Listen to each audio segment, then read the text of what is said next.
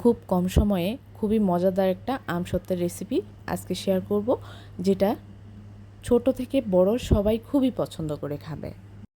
আমসত্ত্বটা তৈরি করার জন্য আমি এখানে প্রায় 1 কেজির মতো আম নিয়েছি।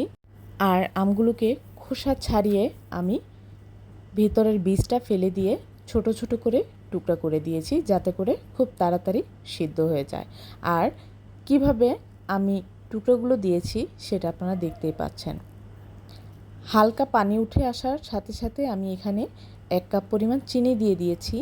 আর মিষ্টির পরিমাণটা আপনারা যে যেমন খেতে চান তার উপর নির্ভর করে দিবেন। প্রথমেই চিনির পরিমাণটা একটু কমিয়ে দিবেন, তারপর চেখে দেখে আবার চিনি দিতে পারবেন। চুলার জাল লো মিডিয়াম হিটে রেখে আমি আমগুলোকে সেদ্ধ করে নিব।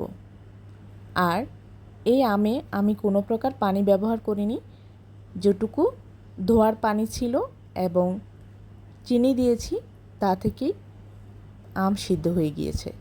এখন আমি একটা ছাঁকনির সাহায্যে ভালোভাবে আমটাকে চেলে নিব। তবে গরম গরম করতে যাবেন না, তাতে করে দুর্ঘটনা ঘটতে পারে। একটু হালকা কুসুম কুসুম গরম থাকা অবস্থায় এটাকে চেলে নিতে হবে। আমটা চালা হয়ে গিয়েছে, আপনারা দেখতেই পাচ্ছেন। আমের যে বীজের শক্ত অংশটুকু ছিল সেটুকু আলাদা হয়ে গিয়েছে এবং আমের পিউরিটা আলাদা হয়ে গিয়েছে। এখন আমি চলে যাব চুলায় একটা প্যান বসিয়ে দিয়ে আমি আমের পিউরিটা দিয়ে দিব। সাথে অ্যাড করে দিচ্ছি 1 চামচ পরিমাণ ফুড কালার, 1 চামচ পরিমাণ চিলি ফ্লেক্স। এখন আমি এটাকে ভালোভাবে নেড়েচেড়ে মিশিয়ে নিব। এখন আমি এতে অ্যাড করে দিচ্ছি 1/2 চামচ পরিমাণ বিট লবণ।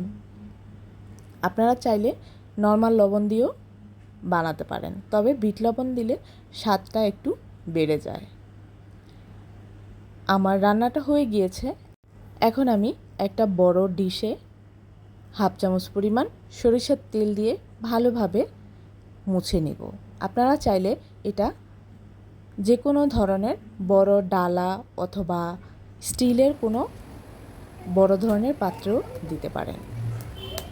এখন আমি আমের পিউরিটাকে ঢেলে ভালোভাবে এটাকে মেলে দিব এবং রোদে দিয়ে এটা শুকিয়ে নিব। আমি রোদে দিয়ে শুকিয়ে আনার পর আমার বাচ্চারা এমনিতেই খেয়ে ফেলছে হাত দিয়ে খুঁটে খুঁটে, তারপরেও আমি দেখিয়ে দিলাম। খুবই মজাদার এই চাটনিটা আপনারা খুব সহজে বাসায় বানাতে পারবেন এবং বাচ্চারাও খুবই পছন্দ করবে। আমার ইলমাইয়াত খুবই পছন্দ করে খেয়েছে। এটা খুবই সহজ করে বানানো যায় এবং কোনো ধরনের মশলার ঝামেলা নেই। তাছাড়া বাহিরের আমসত্ত্ব কিনতে গেলে 1 পিস 10 টাকা করে নেয়, আর এইভাবে আমসত্ত্ব বানিয়ে রাখলে অনেক দিন ধরে বাচ্চাদের দেওয়া যায়। সো আজ এই পর্যন্তই। আল্লাহ হাফেজ।